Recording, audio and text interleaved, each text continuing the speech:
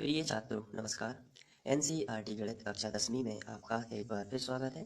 हम लोग प्रश्नावली 1.1 का प्रश्न क्रमांक 1 ले रहे हैं, जिसमें लिखा है निम्नलिखित संख्याओं का एचसीएफ ज्ञात करने के लिए यूक्लिड विभाजन एल्गोरिथम का प्रयोग कीजिए। तो हमें कुछ संख्याएं दी हुई हैं। इसमें से पहला क्वेश्चन हम लोगों ने लिया है 135 और 225। तो इसका हमें एचसीएफ ज्ञात करना है, वो भी यूक्लिड विभाजन एल्गोरिथम से। तो चलिए, सबसे पहले आपका स्टेप रहेगा, आपको इन दोनों संख्याओं में से वो संख्या देखनी है जो बड़ी है और उसको बड़ी और छोटी बता देना है। सबसे पहले जैसे यहाँ 225 135 से बड़ी है तो आपको लिखना है 225 बड़ी है 135 से। आपको सबसे पहले तो यही लिख लेना है। इसके बाद अब इसका हमें भाग देना है।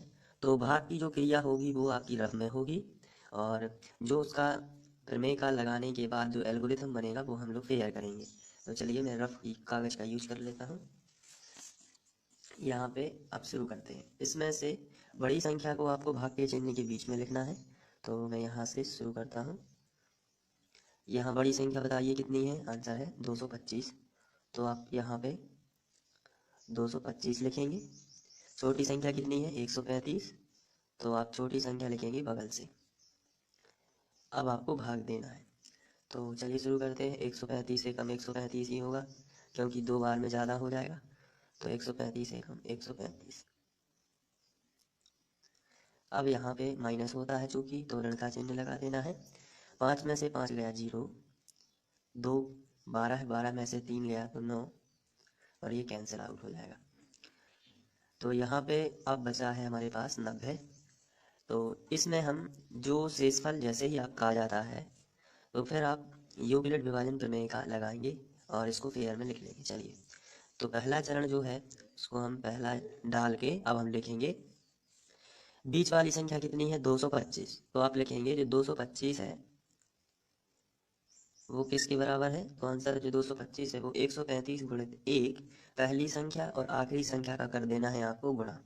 फिर से समझिए, बीच वाली संख्या आपको साइड में लिखना है, उसके बाद बराबर का चिन्ह लगा देना है, फिर 135 और लास्ट वाली संख्या जो भागफल है, यानी कि भाजक और भागफल का गुणा करना है। तो 135 गुणित 1, और जो 90 बचा है जो शेषफल आता है वो प्लस में लिखना है। और चूंकि शेषफल 90 है तो हमें यहाँ लिखना है कि शेषफल जो है वो 90 है, 0 नहीं है। तो आपको लिखना पड़ेगा जहाँ और शेषफल बराबर नहीं है 0,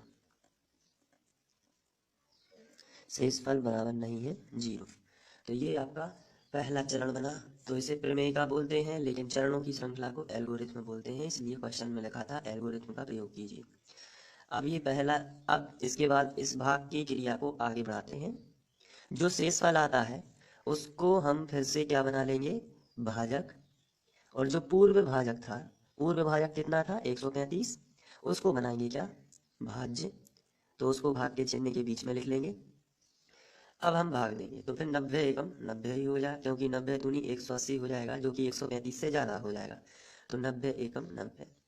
तो फिर इसमें से घटाएंगे तो 5, और यहाँ पे आ जाएगा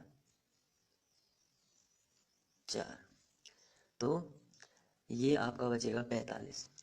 जब 45 आ जाएगा तो फिर आपको क्या करना है, जैसे ही आपका दोबारा शेषफल आ गया आप फिर से फेयर में जाएंगे और इसको लिख लेंगे। तो चलिए, सेकंड चरण जो बनेगा उसको आप लिखेंगे 135। बीच वाली संख्या आपको साइड में लिखना है। तो 135 बराबर जो पहली संख्या है 90, और भाजक का गुणा भागफल में करना है, यानी पहली संख्या का आखिरी संख्या में गुणा, यानी कि 90 गुणित 1, और प्लस में आ जाएगा 45।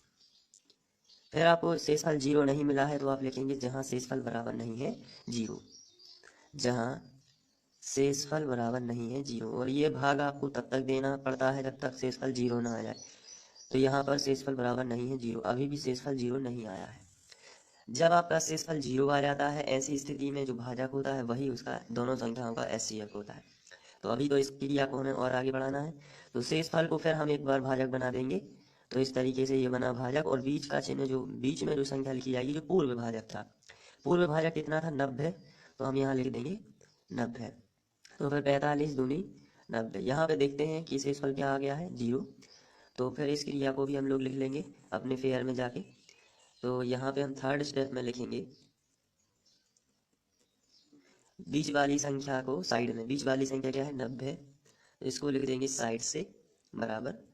फिर भाजक गुणित भागफल, भाजक कितना है 45, गुणित भागफल कितना है 2, और प्लस शेषफल कितना है 0।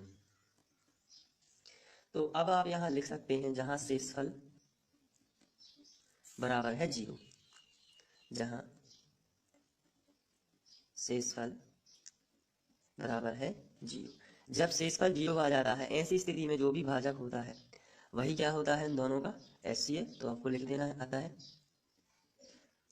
135 और 225, 135 और 225 दोनों का क्या होगा, 225 दोनों का HCF जो होगा वो कितना हो जाएगा 45 होगा।